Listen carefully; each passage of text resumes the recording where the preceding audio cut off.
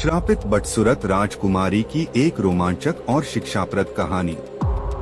बहुत समय पहले की बात है। एक दूर राज्य में एक सुंदर और खुशमिजाज राजकुमारी रहती थी जिसका नाम रत्नप्रिया था।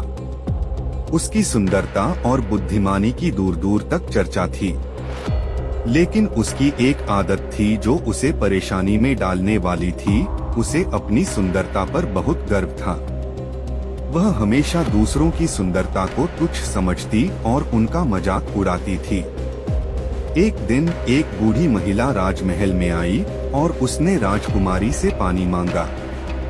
राजकुमारी ने उस महिला को देखकर ठहाके लगाते हुए कहा, इतनी कुरूप, क्या तुम्हारे पास पानी खरीदने की भी ताकत नहीं है? वह बूढ़ी महिला कोई और नहीं बल्कि एक शक्तिशाली जादूगरनी थी जो गरीबों की मदद करने के लिए बदल कर आई थी। राजकुमारी का मजाक सुनकर जादूगरनी बहुत क्रोधित हुई और उसने कहा, तुम्हारे इस अभिमान ने तुम्हें अंधा बना दिया है। अब तुम उसी रूप में जियोगी जैसा तुम दूसरों को समझती हो। इतना कहते ही जादूगरनी ने राजकुमारी को श्राप दे दिया। राजकुमारी की सुंदरता एक पल में गायब हो गई और वह एक बदसूरत कुरूप स्त्री बन गई। उसका चेहरा बेजान हो गया, उसकी आंखें धुंधली हो गई और उसके बाल बेतरतीब हो गए। अब वह खुद को पहचान भी नहीं पा रही थी। राजकुमारी ने रोते हुए जादूगरनी से माफी मांगी और कहा, मुझे माफ कर दीजिए, मैं अपनी गलती मानती हूँ।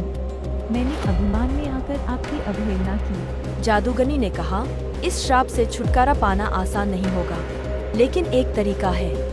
जब तक तुम अपने हृदय में दूसरों के लिए सच्चा प्रेम और सम्मान नहीं लाओगी और अपने कार्यों से यह सिद्ध नहीं करोगी, तब तक तुम्हारी सुंदरता वापस नहीं आएगी। राजकुमारी ने ठान लिया कि वह अपने अभिमान को छोड़कर लोगों की मदद करेगी और सच्चे दिल से सबका सम्मान करेगी। अगले दिन से ही उसने राजमहल छोड़ दिया और गांव में रहने लगी।